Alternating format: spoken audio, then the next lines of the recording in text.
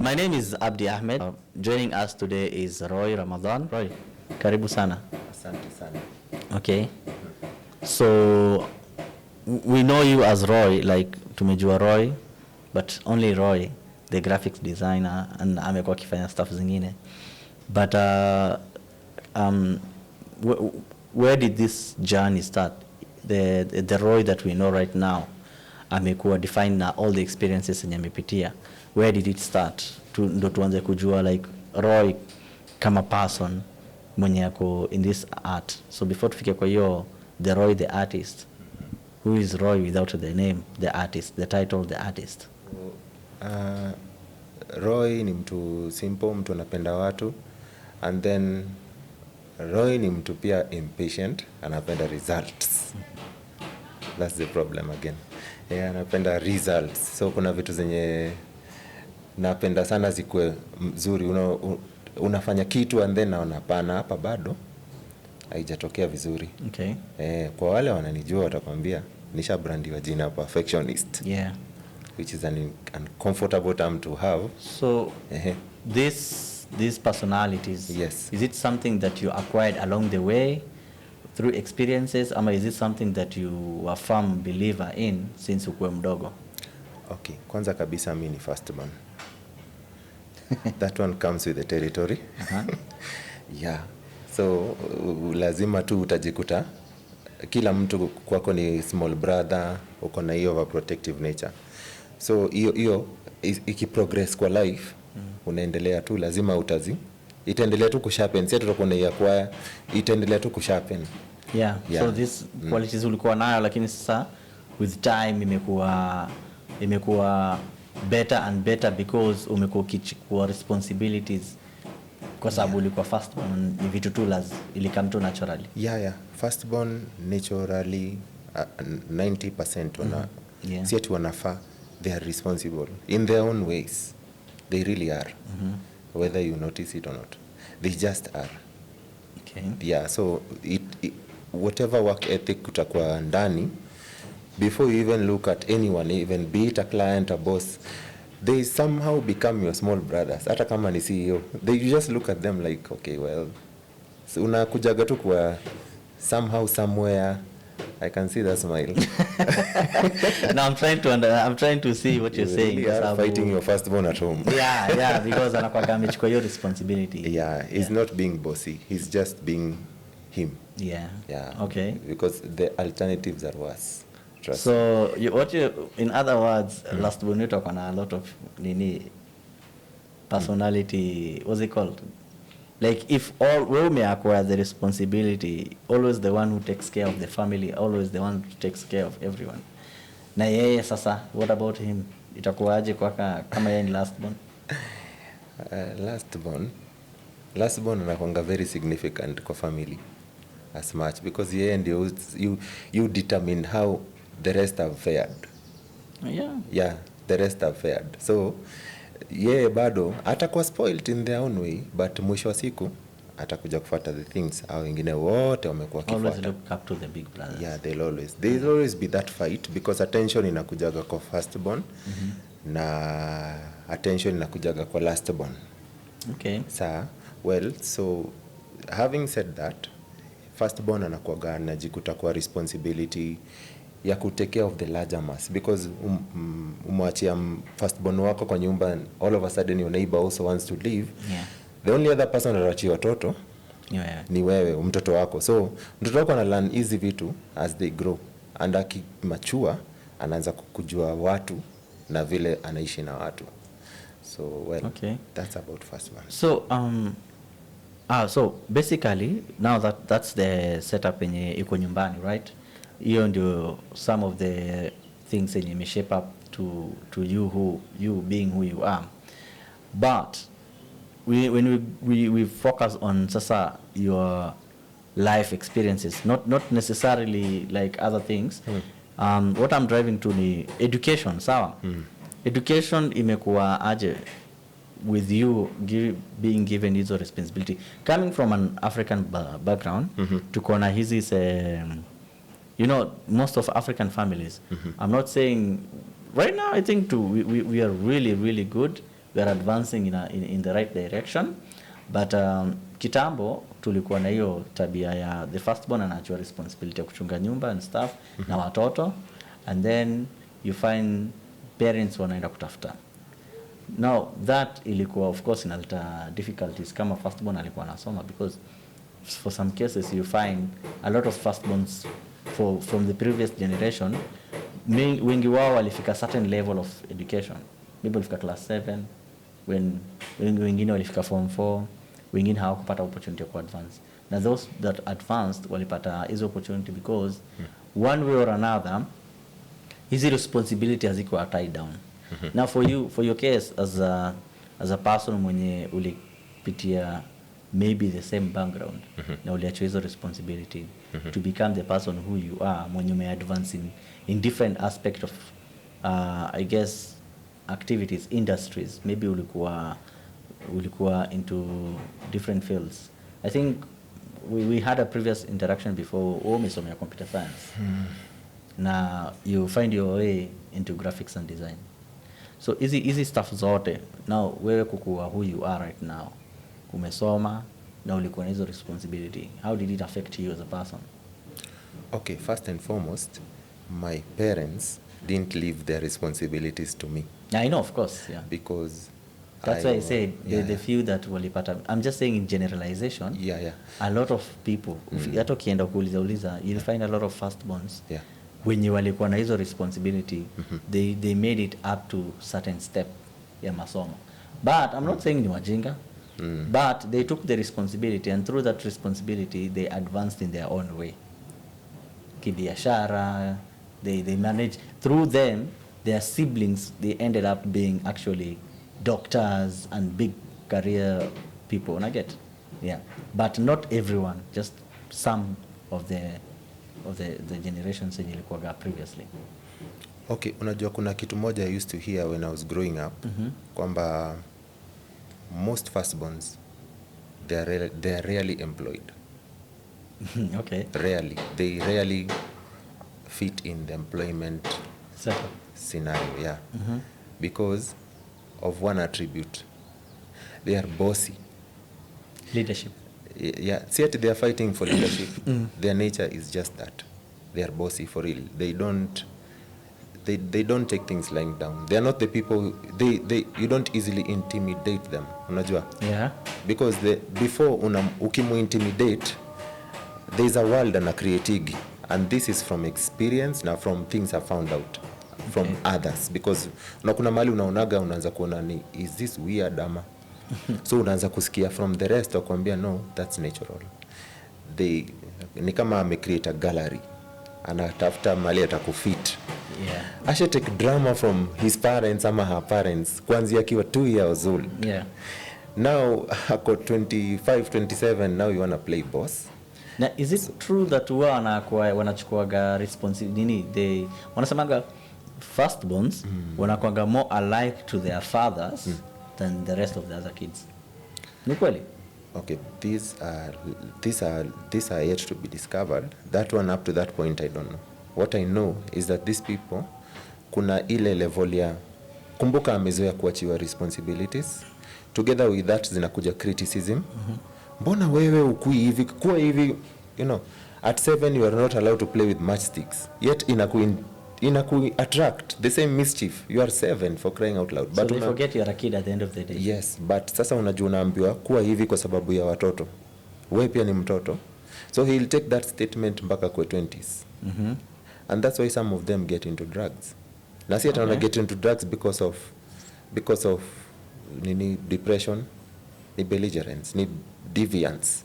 Ile tu kuambia mzazi now it's time for me to live my life. Unaona? Anajaribu yeah, you know. Yeah. So kuonesha mzazi I can make my own decisions. Yeah, and if ataweza kukua upright for long, and then here comes a boss mwenye nitakumwonyesha how good they are at being boss. So they can't work on. Wasting a lot of time kwa sababu ana creating a gallery, ashakuwa na aunties, ashakuwa na uncles, ashakuwa na watu wote, so anasema okay, wewe nitakuweka wapi? Wewe umekuja so late, wewe nitakuweka mahali fulani, so hata shut. Ukishamaliza kuongea kwambia okay, you done shouting, yeah, let's talk now. So employment scenario huwa hawafit sana. Some most of them hujikuta wanaenda kwa self employment. So that brings me to the point where I told you nikiwa mdogo nilisikia watu wakisema most firstborns hukuwa self employed. Yeah. Little did I know It's true. I was coming towards the same. Yeah, nimeona from hata the firstborns in my world. Wengi wako self-employed. They have started their own things. Yeah, I'm curious. I want to know all the well-known CEOs. I would like to know kama most of them ni my first ones. Yeah, you will. I would actually look into that. Hata kama nini, I'll look into that. Yeah, most of them start their own things. They usually do. Now most of the things they start mostly was in a deal to na society.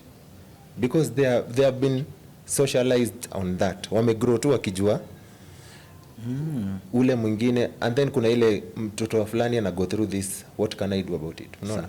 So hivyo umezoea sasa, unajua kwa ushazoea kitu ushazoea. Unajua mimi ni middle child, so sisi tunapanga non-existent. No, you're not non-existent. Middle children would after attention, so they go outside them, and that's why they make it big. Most of these big celebrities you see They middle kids. ni watoto wa katikati. Find out utasikia. Maybe I'm going to find out. This is an interesting topic for me. I'm going to find out. Yeah, that's a topic for another day. Yeah, so the next time I see you, I'll have a lot of information on this topic. Yeah, I might end up being the one na kupatia this information. Yeah, I'll be the one interviewing you. Yeah, of course, yeah. So so umefika a point where employment is not a thing for you. You said yourself, little did you know that unaelekea hiyo direction. Now, ilifikaje point ukaingia into the industry of art? Okay, kwanza sikutaka kuwa artist. Okay. So pia wewe ulikuwa among the bracket ya art ikuwaga option. Because nikiwa mdogo nilikuwa nataka kuwa these fancy things people want, pilot. Of course. Yeah, nilikuwa nataka kuwa scientist, these big things. And honestly, I wanted to be a pilot for the reason of could travel. I wanted to see places. Now, mwalimu as young as class 1, nakumbuka my mother came to school, and then mwalimu akasema, mtoto atakuwa artist. Mtoto wako atakuwa artist. My teacher discovered me in class 1. And then my mother goes home, anaambia father, mwalimu amesema mtoto wako atakuwa artist. And that is where it ended. Nobody talked about it. No one. Then those wenye tumesoma nao watakwambia, I used to draw kwa blackboard, these my illustrations. Zenye unachora walimu, unachora flower. When the teacher wants to illustrate something, mnaandika notes, and then kuna part ya kuchorwa. If tuligrow kwa generation na chalk. Sasa sijui nyinyi na ile kenye unasema exactly kenye unasema. I remember tukiwa young, kulikuwa na artist fulani alikuwa anachoranga boards kwa streets like cartoonish, isma cartoon. They were so nice, man. Lakini hata seeing all those art everywhere nilikuwa nikienda kwa mashule, kulikuwa tu na maboards, kulikuwa zina send message, domestic violence, ama unapata ingine ni mtoto amebeba bag anaenda shule. Yani kulikuwa tu na ingine ilikuwa ni about the environment, the way environment ilikuwa chafu. The arts ilikuwa amazing. Ilikuwa amazing. But I have never ever even at that time sijawahi kaa chini nikasema, you know what, this guy actually gets paid to do this.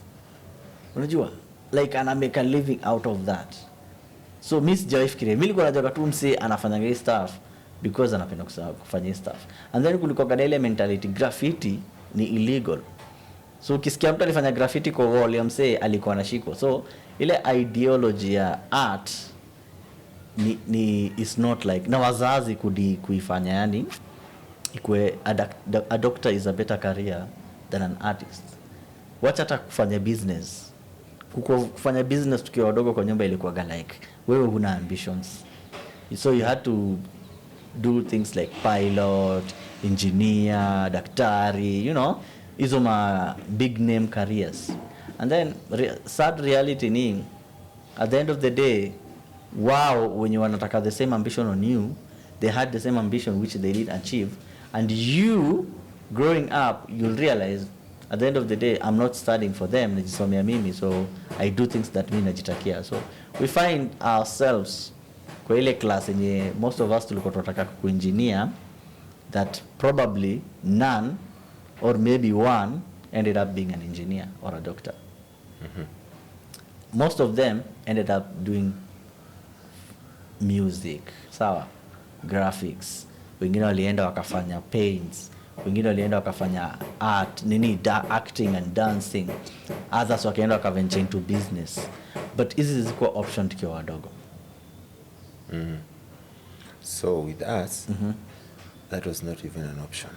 For you, for your case? Yeah, how do you want to become a singer? And people are becoming nurses out here, people are becoming policemen. There are things you could not tell a parent. So to me, drawing was not really it. Ilikuwa just part of me. There are gifts that are really part of you. Yeah. You don't know whether you have them. You just realize watu wanakujaga uwachore vita. I wish I knew that. Ningekuwa nimemake do nikiwa mtoi. Yeah?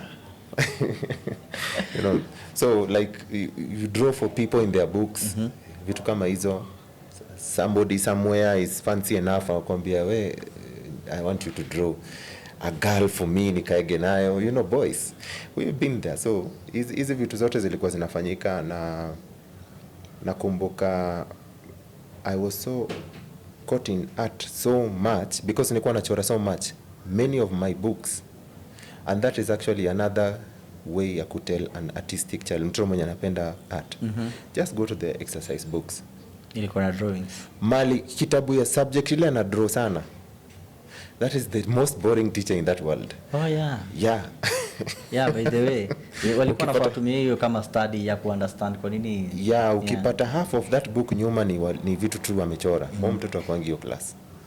Yeah. So that's another way if teachers are they really. But I think CBC ina embrace what we are talking about. Okay, I would not want to talk about CBC for political reasons. No, I'm just saying. Yeah. Me nasikia tu CBC, man. CBC is so complicated to me. So it's a good system. But I know it's something that ina embrace you system yenye haikuwa embraced kitambo. Yeah. It will find artists along the way. Yeah. But the best way to find such people is to be in contact with them all the time. Not just hurl assignments at them. You see, siwezi wapatia tu assignments to find an artist out of you. I should sit around you. Who's responsible? The parent or the teacher? All of us. Okay. Ukianza kuona mtoto anachora kwa ukuta yako, don't rush to beat up the child. Embrace. Yeah. And they're all over. You find your car imechorwa, you can a nice pinstripes. Mtoto amechora na msumari. Na probably ajui ni Range Rover, ajui ni Toyota. Yeye anajua ile cat alichora. The darker the car, the better the blackboard. Oh, that is so painful, man. Wewe unaona price ya gari yako, yeye anaona hiyo art vile imeisha. Yeah, sasa hapo it's a matter of it's going to take a lot of patience. For me nione gari imechorwa na msumari, a very good art to embrace that mtoto than kumchukua na kumpeleka kwa mzazi wake umwambie, hey, your kid has done this. So umeona sasa what artists go through. The beating they go through to be here. No, I'm not saying apigwe. I'm just saying it would be nice so mtoto akipatwa a nice space aji-express rather than aende kuchora kwa gari ama aende kuchora kwa ama. Yeah, so ndio unasikia na kwambia. Because adulting pia iko na responsibility. Yeah, that's all of us. The parent, probably as much as we would love to say parents wanafaa kujua talent ya watoto wao. You see, many people really don't know what parents go through. Because you have 5 children. All these children have different talents. And all these children, you give them attention beyond a teacher. Unajua mwalimu ndio anakaga na watoto, we appreciate, but they're being paid for that. Kuna mtu alipo to being that child. Na only parent. Na anafaa kudiscover mtoto before mtoto na akona span ya 13 years ya kujua mtoto anafaa kuwa nini kitu fulani. Lest this child starts blaming the parent. Mwalimu, mimi I was supposed to be Beyonce. Ya mama I was supposed to be Beyonce na kusaidia kuuza mboga. Unaona? These are things that happen in real life in these homes out here and they all know it. So CBC talking about it, tunaweza pea watoto assignments but still kukaa nao mtoto one on one kujua na hiyo kazi si ya mwalimu, hiyo kazi ni yetu sisi wote. Ukinotice mtoto mwalimu nakaa anachora ama mmoja amesimama mbele ya wenzake anashinda kipoint ukuta, hii ni nini? Those are leaders. So these are things you need to know. Me niko curious on that point that you said. Mnaambia mama yako I could have been Beyonce but nauza vyombo na wewe. Is it because our parent wana lack, they are afraid, ama I don't know which is the better term. Is it because they don't see the potential of what art can be, ama they're just looking for safety? Ama wacha nikupatie a better example. Let's say when you are a graphic designer, right? There's a potentially more you can, like, there's how do I don't know the best way ya kuiweka. The idea ni wewe ukifanya peke yako, ukisema unatafuta the jobs and you do yourself, potentially utatengeza more money na utakuwa more successful, right? But the idea of hiyo ni if I get clients na if I become patient na stuff, na versus concept ya nikuwe nimeandikwa job, nikuwe tunafanya napiga graphics zangu job, alafu nikimaliza graphics by the end of the month I get my money. So is it because wazazi wako na that same fear that mtu hili kimwacha pursue art ama pursue talent in any way possible, kuna chance atakuwa failure, lakini hataki kuangalia kuna chance ya success. So that's why ana insist sana na mtoto aende asome. Can it be that? And then at the end of the day the kid ends up sitting kwa kibanda madhe wakiuza the same product, which ange change kitambo ingekuwa something else. Is it, can that be an issue? You know, kitambo, before I had kids I could tell you anything, but right now I'm very careful what to tell you because of what. That's why unasikia sahi I'm talking as a parent. Yeah. There are things you don't hurl at parents just because you can, because that child ana grow, anafa kukua human being. Remember, akikuja a part of you ulifinya pause. There are things now you have to limit in your world in favor of the child. Part of your dreams ziuenda on hold. Yeah, but so I don't think umenielewa vizuri. I'm not saying the kid is blaming the parent. I'm saying like you said, you have 13 years to figure out mtoto atakuwa atashape up to be. So as a parent responsibility usha identify, lakini kuna hako kafia. I was coming to that point. Okay. So ndio unasikia nakwambia there's a part of you pause, unaweka pause in favor of this child. Sawa. Na ujue hayuko peke yake. Kuna wengine una grow. So una juggle kwanza kutafutia mtoto vile ataishi. Wacha hata kusoma. Wacha hata talent aside. Musinyeshewe na mtoto. Asikuwe mgonjwa. Hayuko peke yake. You have your parents, you have your siblings, you have yourself. Wewe hata ulishajisahau. Unaona? So forget about NHIF na hizo vitu zote watu wazazi upitia. So mtoto first akuwe alive and then akuja anze kukula and then avae and then asome and then anze kuambia how they want to be a seeing, unaona? And then wewe unaangalia, because once ushakuwa na mtoi unawachanga kuona kesho, unaonanga 20 years from now what is this toddler becoming. Unaona? Because unaona hiyo against a backdrop ya watoto wenyewe wakivuta bangi, ya watoto wenyewe wakiokwa rehab, ya wengine wakiganiwa down. You're looking at your child in that light. Unaona? So unaanza kuimagine nini uleta mtu kufika to that level. Sijui kama up to that point. Now as a human being mwenye unataka kuacha legacy, unakuwa na worries. Mtoto nitamweka kwa position gani yenye sitaki hata nisaidie, ajisaidie. Akuje ajisaidie na asikuwe easily attracted to bad company. There are careers in this world zenye zina ruhusu, zina access to more corruption in ama decadence kwa tabia mtu than zingine. Nitakupa example. doctor na modeling. Wao wawili, kuna mmoja ako rahisi kuapproachiwa na drug dealers. Why? Because somebody's money is always splashed in the limelight. Of course. Na so wale wanatafuta quick buck. So they'll sell this. Now they know where to meet these people in the clubs. Rarely will you find a doctor there. I'm a surgeon. They are busy catching up with their sleep for their next job. Yeah. So that's why unakuta parent anataka mtoto wake aishi long, hata kama hatakuwa kimeka $1 million, but akwetu longevity in that bloodline. So ndio unajikutaga ukichagulia mtoto wako kazi, ama mtoto anakuambia nataka kitu fulani, umwambii no, sitaki ufanye hiyo job. Unajikuta tu ukitafuta vile atafanya ingine, unamwanza kumentice na vitu zingine. The factor here is fear. You are afraid that this kid, if I don't make some decisions right now, future yake inaweza kuwa lean towards the wrong meaning. Because what you just said is actually based on the mimi nimekusikia. You said unaangalia future yake kama atakuwa drug dealer ama atakuwa some like alcohol, hizo stuff. I don't know the negative ones, because our brain yangu imeprocess those are negative aspect of the future. But if you had seen na aspect here, the positive side, right? Uangalie mtoto wako une, hey, this kid anapenda mpira sana. If I nurture this football, like if I nurture it vizuri, yeah, it doesn't matter future yake takaaje.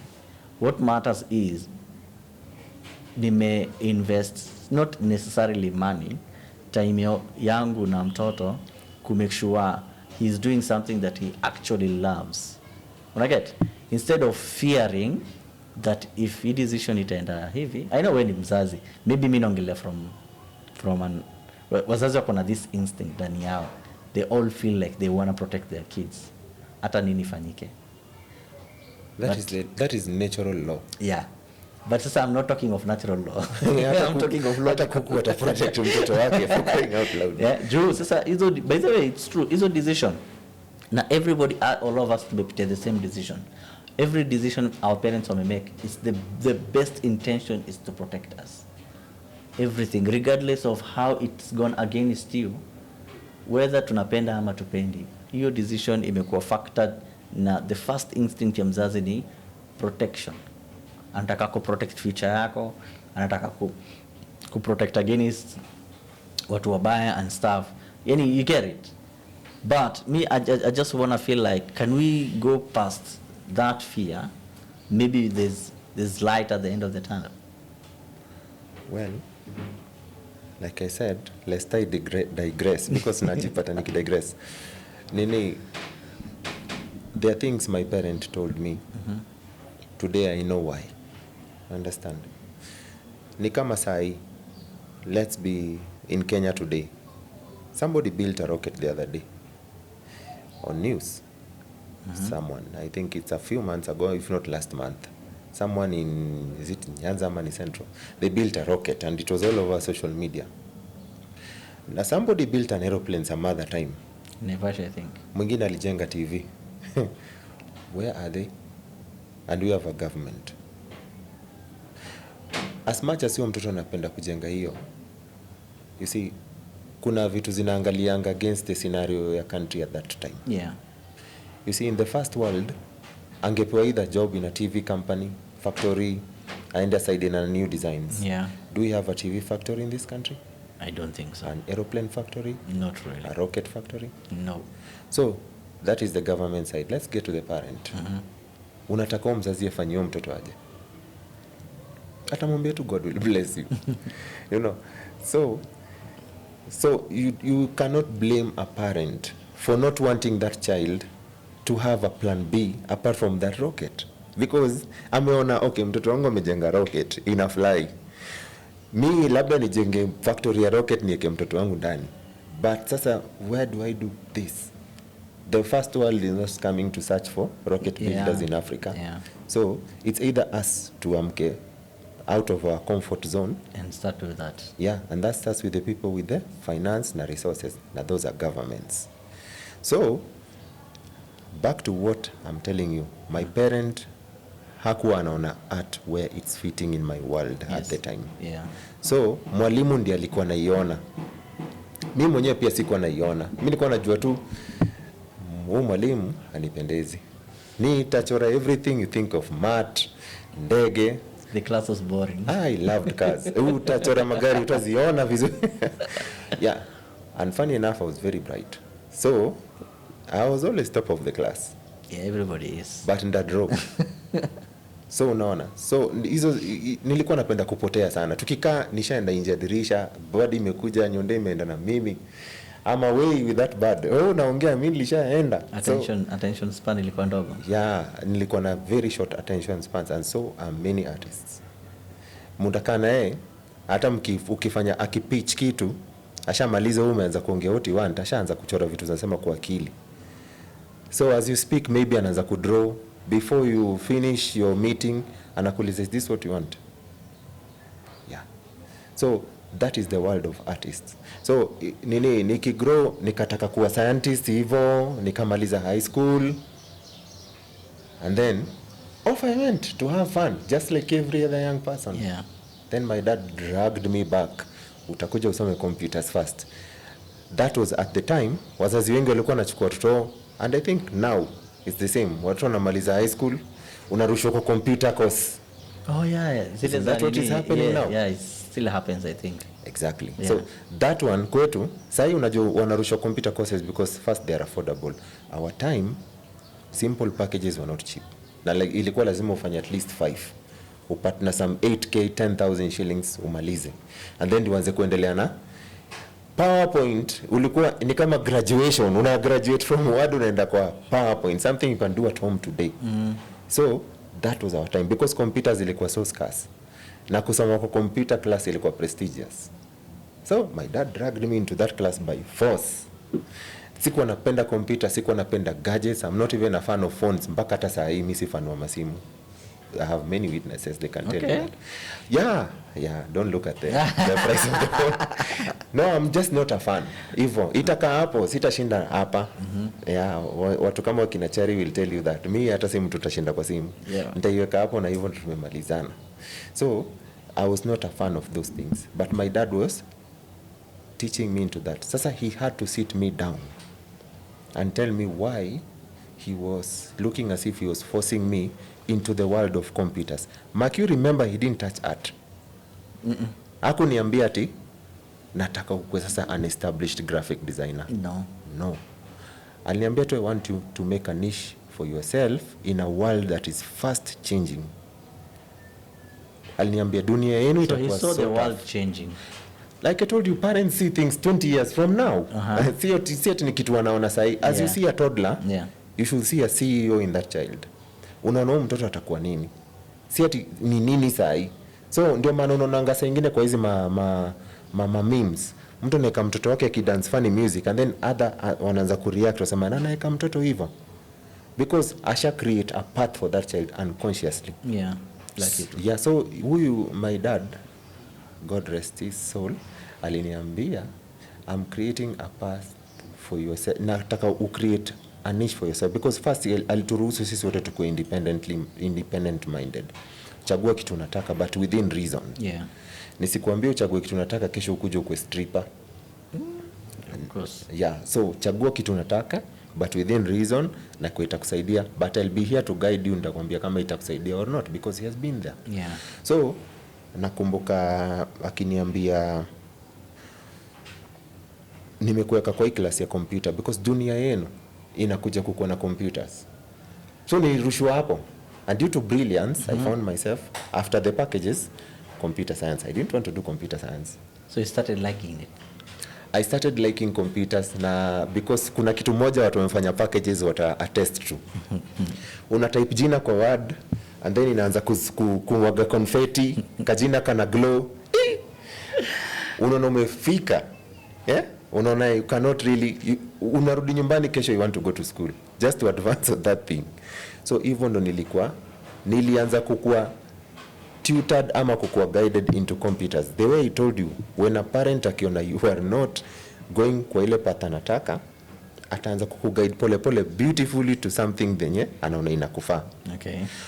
So nikakuja nikaketi na father chini, nikamuuliza, hapa nje wazazi nimeona wana set ya watoto, because the school I had walikuwa prestigious school, so wazazi walikuwa na guide watoto wao. So I asked my dad, what do you think I should be? Because kwa computer science kuna wide array, kuna systems analysis, kuna computer software engineer and everything. Yeah. My dad told me, I would like you to be a teacher. So you teach computers? No, I don't. No, that's what he wanted. He wanted you to teach people at the computers. He wanted me to be a teacher. That's An what actual he wanted. teacher. An actual teacher. Okay. Nikamwambia, then why did we go all the way to all these schools? Yeah. So ungenirusha tu hapa shule nianze kama UT and trained teacher. Sema no. Whatever you do, you are a teacher. Na hapo ndio alimalizia. He gave you guys freedom to choose what you wanted to do.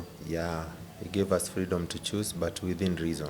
Yeah, within reason, yeah. Yeah, because I remember my younger brother, he wanted to be a hairdresser. And So- then my dad ran to me, yani by force, by fire. Stop that. Roy, talk to your brother. But So- and then nakumbuka nikamchallenge, okay, well, but you said we can be what we want to be. Yeah. Akasema yes, but because he was bright. He was bright. So ndio nikakwambia ile historia, parent ana channel mtoto akijua vizuri, whatever I've given you, whatever you want, yes, it's beautiful, but in the long run, It's what matters. it is not what will help you in your ways zenye unataka. It is either limited. Why not try the following things? Akumpea options, but alimguide. First alimuentice to university, na kaina university. So ukicompare today, hizo siku alikuwa nitakuwa beautician, today he is a banker. So, Okay. So basically, yeah. you understood the assignment. Maybe your brother didn't. No, me I was busy fighting my own wars because nilikuwa sitaki kwa Which at that point ilikuwa sasa ushaanza kuwa interested na the computer world. na the computer world, but not in the terms of career. Of course, yeah. Because it was now a toy. Unaona ile mali umependa kitu na You're always looking forward to try something different. Yeah. So in other words, iliku challenge. Ama ili open a different aspect that uko unajua iko that tech world. Since wewe ulikuwa na curiosity, you always wanted to be a pilot because unataka ku travel. Ama ulikuwa unataka kufanya kitu because there's another reason behind it. So, Yeah. so you went to the computer, ukasoma computer, and then you realize, oh shit, niki type vitu, things happen. Yeah. Ika grab attention yako, ukakuwa so much interested in it. Now, could that be the beginning ama ndio ilianza kushape up path yako ya kudu graphics? Like I said, my graphic path was automatic. Ile sense that I didn't really shape that path. That path was shaped by people. It Around was you. a teacher noticed me in class 1, a lecturer noticed me in university, and then as I got into that kwa graphic school, and I got in it by the way, sikuingia ati naenda kusoma. The teachers noticed that, hey, how are you putting in hard work? Kwa sababu tulikuwa tumezoea kufanya kazi the whole day, coding and everything, you know, that takes your life. Yeah, I know. Sasa umeenda kwa art where people only do 2 hours a day kwa shule, and then they listen to music and then they go home, and then wewe unabaki huko kusoma, and then Because you still need to write some codes. yeah. So, sasa kwa graphics sasa unabaki hapo kujaribu kuedit picha ingine, yeah. uone. So walimu wako like, no, mbona endangi home? And then mwisho wa siku, as people score 40s, wana score 97, and then they're like, do you like doing this? Unaambia mwalimu, no, mimi nataka tu nimalize hii course. So unajua, so because you're doing so well, it is your talent. Wewe unaona tu, you know, it's like unakuta football. Let me use, I don't know if it's even real, this example. Footballer anacheza ball, anacheza so well, but to him, ukimuuliza, okay, so how do you apply that? Do you dream of that tactic? It just comes natural. Anakwambia it's just natural. Unashindwa how? So that was me. So you had the talent. It was but there. Up to now, haijako click that this actually might be the thing.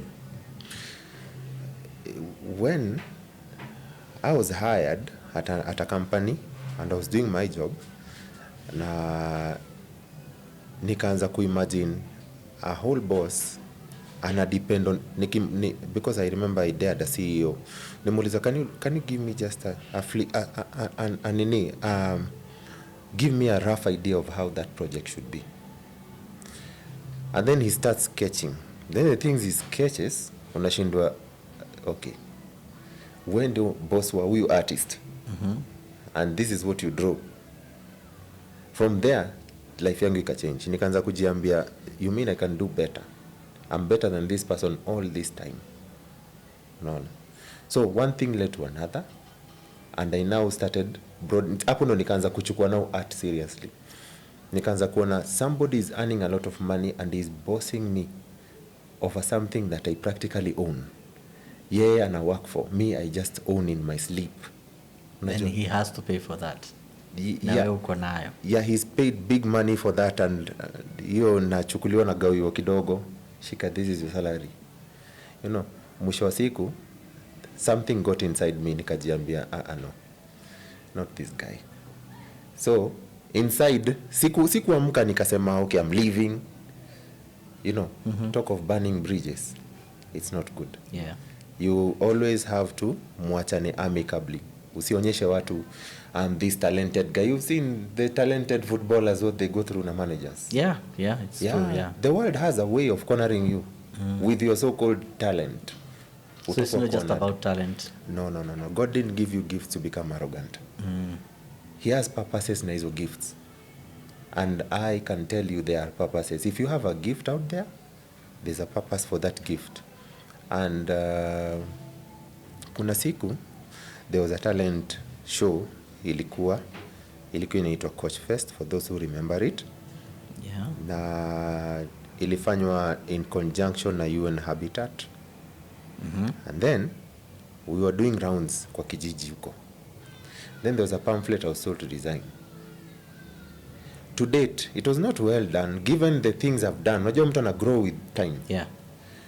Today, if I look at the jobs zenye nilifanya in the past, somebody will call them rubbish. Mtu asema hizi ni nini? Wewe ndo ulijenga hii. You can't even believe ni wewe. Yeah, but since life has brought me to a point where you appreciate your beginnings, that is the single most important pamphlet in my life.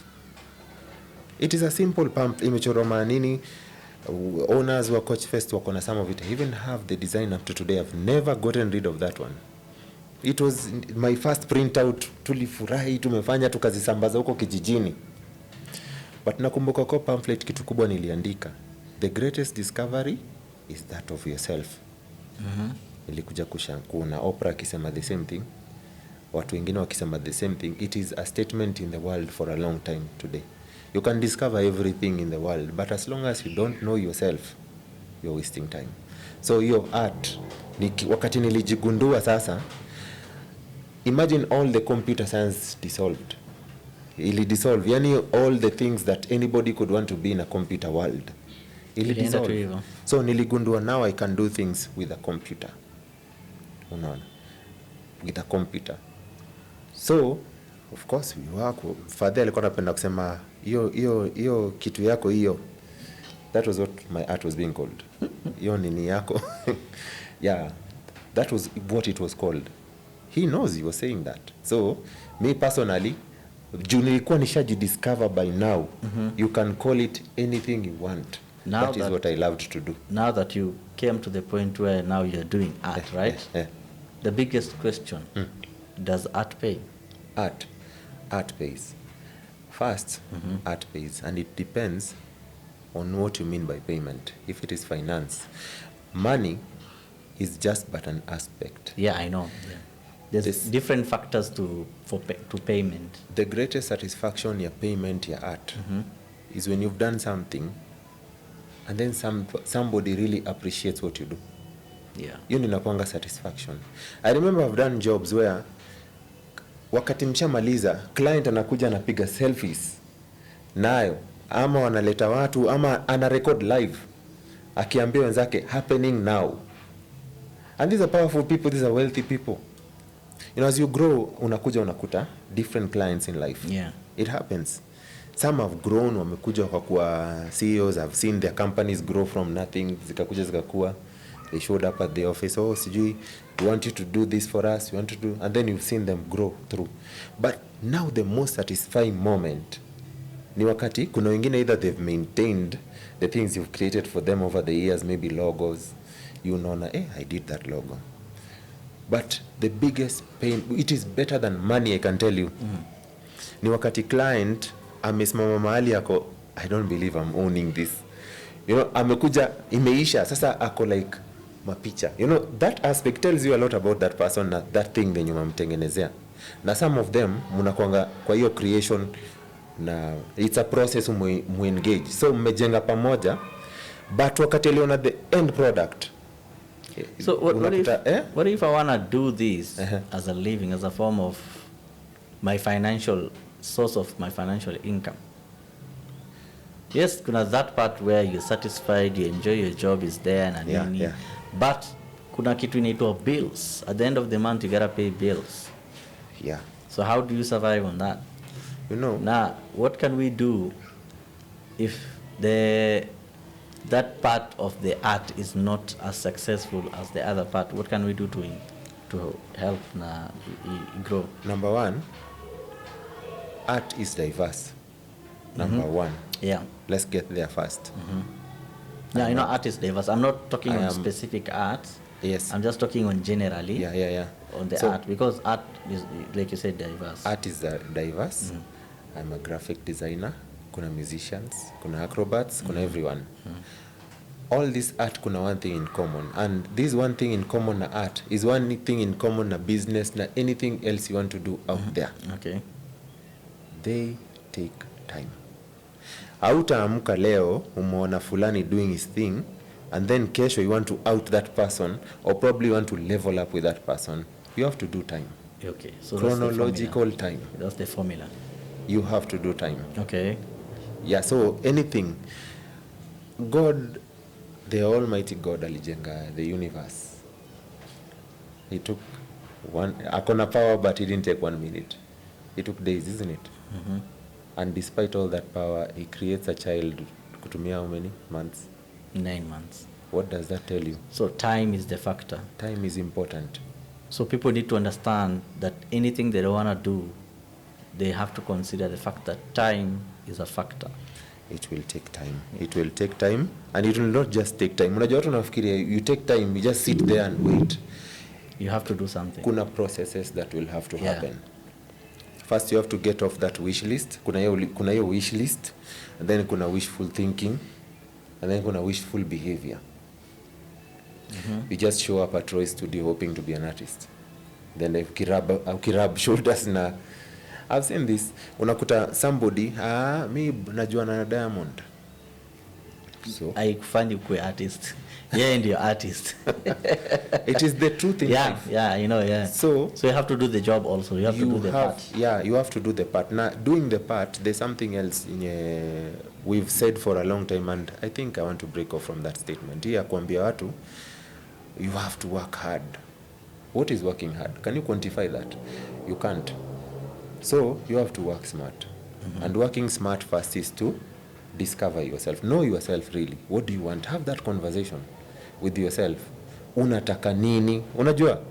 Kwa kuona Cristiano Ronaldo, kwa kumuona tu 90 minutes and then you feel that euphoria, it doesn't make you the footballer Cristiano is.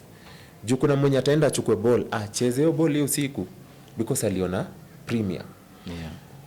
And then asubuhi aanze kujiandika hizo ma CR7 nini. Kuna one of the footballers alikuwa anasema fans only get to interact with players for 90 minutes. Practically the whole week they only get to interact with players for 90 minutes. And that interaction is them watching the players play on the pitch, but they don't know what actually happens behind the rest of the days. Oh yeah, the only witness to that event is the ball. Yeah. The ball itself is what will tell you. And so this guy akiwa na bad day at the office, which amecheza game na amekuwa na a bad week, inaweza kuwa factored by a lot of things that happen during that week, which a lot of fans they don't see or they don't know it happens. They only think it magically happens that every week you have to perform at the highest end.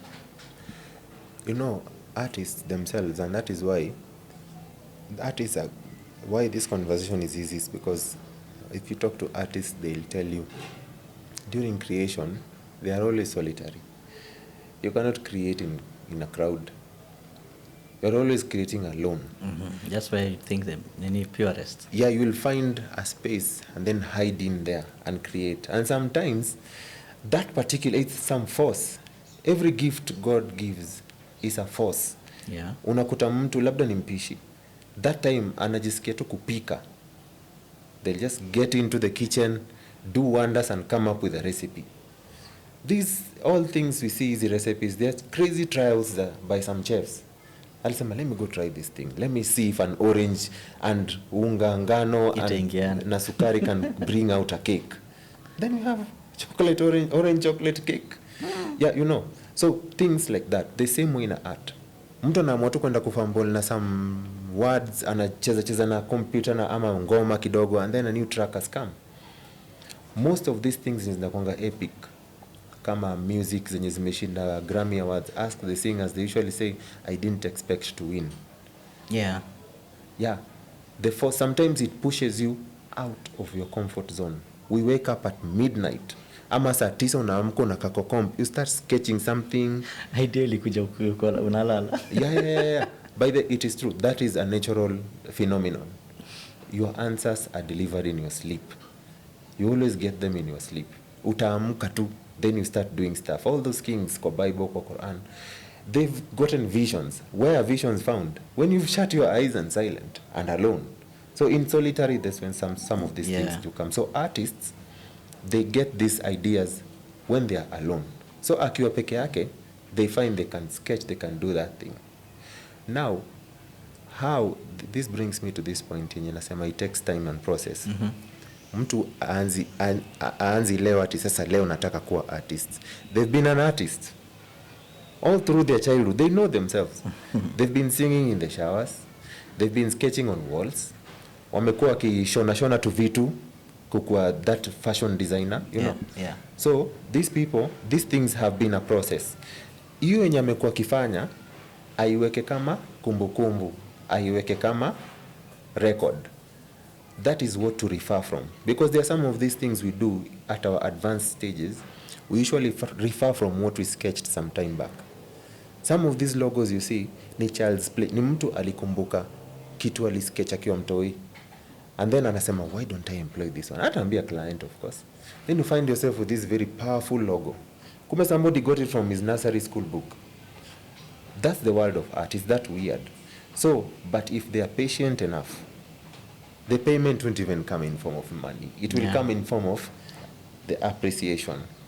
So, with that, I feel like, I don't know if it's just me, do you think that in comparison to the other industry, which art is quite essential, and ukiangalia in a lot of things, unapata art in different ways, inatumika kuboost the industries in the other, the white collar industry, ama the Juakali industry. I think Juakali is more like art than the other. So, do you think art is essential in boosting the other industry? Okay, you know, and that is where people usually go wrong. People think art should supplement things. These things supplement art. Because 90% of whatever you know is art. Everything, this is art. This is an artist who created this thing. What you're wearing is an artist. It is art. Science backs art up. Not art backs science up. Not the other way around. Not the other way around. Because God is an artist. So everything else is curvatures, ni art. Whatever you do, whatever you see around, color. Who decided a tree become green? Na balance na brown stem na green. Now say that's beautiful. And you're not even good at colors. Now say this is wonderful. Who decided that? You see, that is all art. So everything else you supplement art. Not art supplementing things. These things people wanasema art is art and supplement. No. So the issue of an artist, haipatiwi that appreciation. yeah, it is not given that appreciation because of one thing, that is our state of our minds. Yeah. Mm-hmm. I would say this to a young person out there. Mm-hmm. Be careful how you think about yourself. The things you tell yourself is very important. Every day. There is a piece of art that's doing round near Kitambo, but it is always there, where a a cub or lion anaangalia maji and then reflection hiyo maji is a whole lion, isn't it? Yeah, yeah. Ama anaangalia mirror, a cat, and then anaona a lion. That thing has meaning. The same way to all of us. Young people out there, be careful ile kitu unajiambiaga usiku ukienda kulala. Every word after the words I am is a creation. So ukiambia watu I am broke, you will create a situation where you will act in a manner likely to suggest that money will never circulate in you. Something, is it called like something manifestation or something? Yeah, these are manifestations. They are all in the world of attractions. Yeah. Yeah. So when you call yourself a champion, or you tell yourself you're a champion, Yeah. you're manifesting championship in your life. Yeah, it will come to a point where you will have to prove to the world how much of a champion you are. So you get off your ass and start working towards becoming that. Work has to follow that thing. Faith without action is dead. Mm-hmm. So there's the work ethic out of it. But most important, the key thing here is what young people tell themselves, because we've been bred to believe that until you fika a certain age is when you will see the real cash, ama see the real job. Yeah. Sijui what. You see, hapo ndo mahali unasikianga people say age is a number. Yeah? Sitaki kuongelea age number kwa I'm not talking about marriages. I'm talking about the things that limit you from getting where you are. Unakuta mtu maybe at 16 ndio amefikiria kuanzisha their fashion design shop. And then somebody tells them, no, you're still too young. Mm-hmm. You still have time. Unaona? Tulia. Ama mtu, for example, your mom amekulea sasa ameshamaliza, and then she thinks, I'm really good at cooking. Should I start a cooking show? And then unaanza kumwambia, hey mom, You're too old. you're too old. Wachia hizo watu wadogo. Exactly. Who are you to decide that? That is their talent. Maybe there's something out of that. Somebody is going to, maybe anafaa tu ianzishe for 1 year, and then somebody picks it up as a legacy, mm-hmm. and then that spirit flows. Everything you gonna account for. Your talent yote ulipo. Because inasumbuaga mtu ndani ya roho. When people start aging is when they realize, kumbe I was a good footballer. Na mbona sikuwahi kwenda kucheza ball. Unaona? And then of course kuna vitu zinafanyika saa hii in our society, and we all see that. Early pregnancies, early parenthood, yenye mtoto yuko kijana ako 21 and they have 4 kids with different girls and they don't know what to do. And then talent inakufa. I remember I talked to a young person and then akaniambia, my dream dissolved. How dissolved? Yeah. And he was very serious about it. And he was suicidal as we speak. So, as we spoke, he was suicidal. But you see, at that time, wanzi kumjoin kwanza kusema, hey, by then, yeah, life ni hard. Kuna mali utaenda. And that is the conversation many people have. Wanafanya the young people practically giving up. Ndio unasikia, we are having this topic, does art pay? Because somebody out there has believed. It doesn't. It doesn't. Exactly. In my time, it still didn't. But why am I paying my bills? How am I having the things I have? Yeah? It pays. It pays. If it you have I'll say what someone said, one of the wealthiest people on earth, Warren Buffett said, everybody has a market share.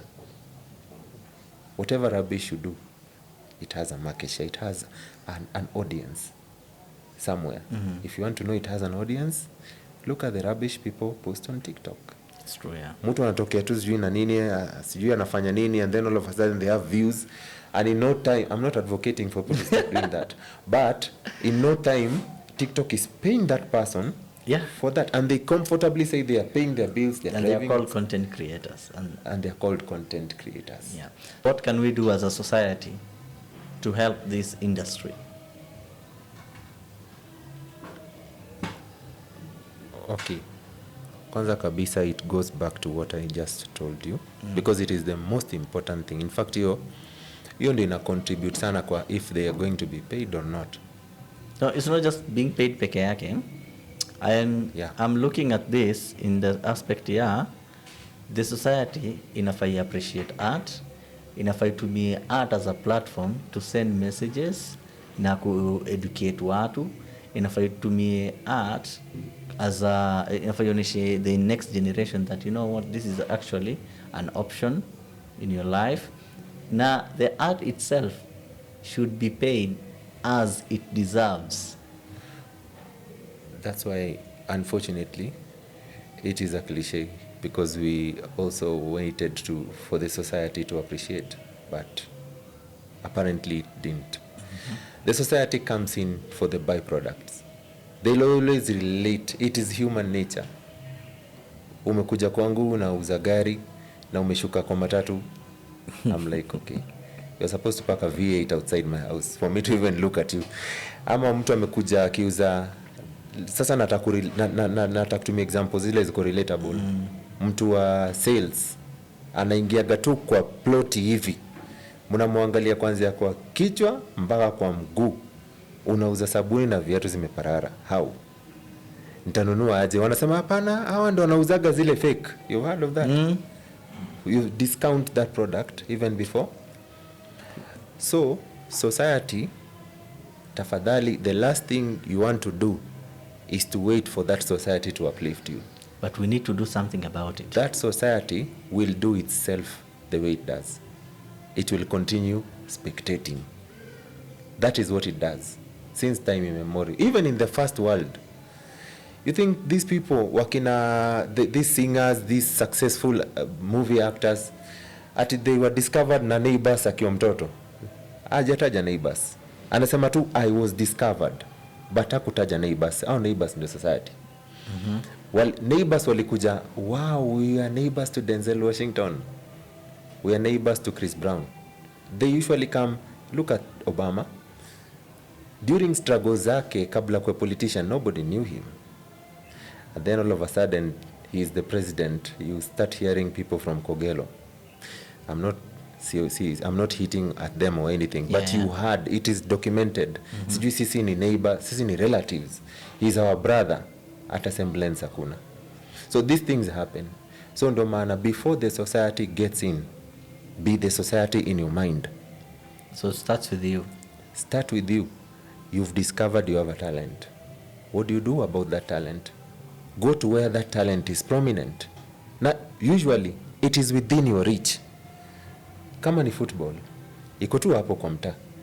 Kama ni art, ziko tu hapo painting. And I'm saying iko hapo painting because there has been drives by an organization yaku vitu kama spray painting. Coach Fest was here. Ubunifu is here.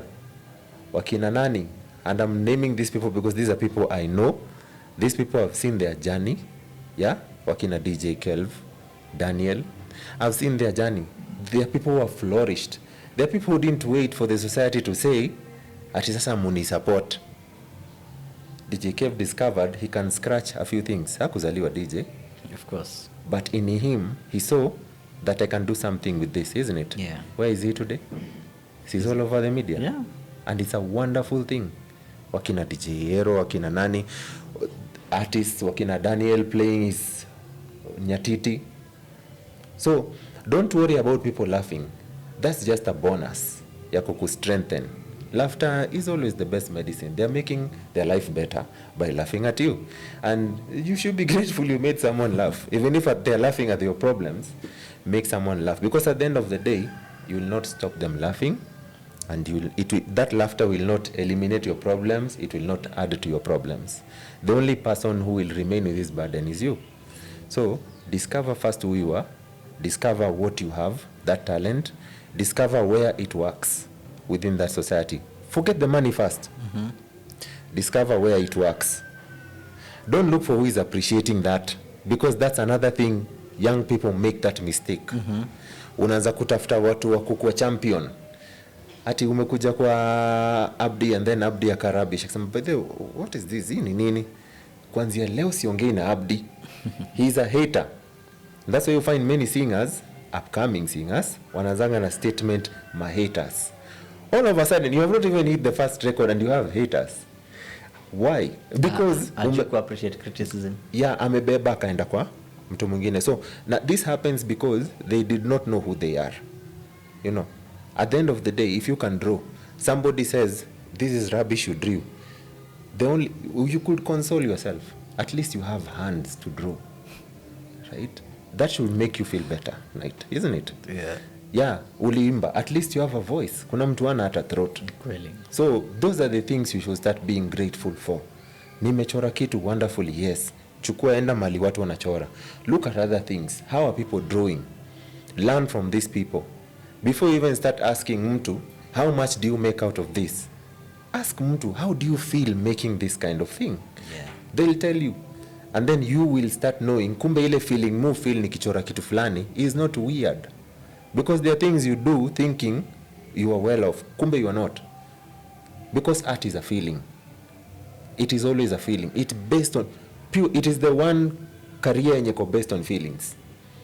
Artists hawafanyangi 8 to 5. Those are not perfect artists. Artists hufanya whenever their mind works. Akiamka work because wako na artist bug. And it's not an interesting experience. Inatokeaga tu, you don't want to do anything. You don't want to wake up, you don't want to sleep, you don't want to be alone, you don't want to see people. You are not in yourself. So that's the artist bug. So na hiyo si kitu yenye inakuanga, it's not frequent but it comes occasionally. So art is based purely on emotions. Na hizi emotions ndio zinakuanga better when you go look at other people how they do their things. They start hawa watu wote wako na content. They started with 1 view. Yeah. Ama sijui 1. And then all of a sudden mtu ako na 100 million views. Alianza tu na 100 million views. What magic? Even YouTube itself didn't start like that. Yeah, it didn't. So, same to all artists, aspiring artists out there. Don't start with the notion, I want to outdo Roy. When I was doing graphics, people were coming out, wanakuja, wengine wanataka kufundishwa, wengine wametokea ati sasa utupe nafasi uondoke. I remember that. They thought I was going to be disturbed, but you see now I discovered myself. I told them it's a very wide space. Get in here, do your things. And I did not discourage them. Kuna ile statement people end up saying, ingia ujaribu, tuone kama utaweza kama sisi vile tuli struggle. There's nothing like that. You get in, you do your part. You might be better than me. It is best even.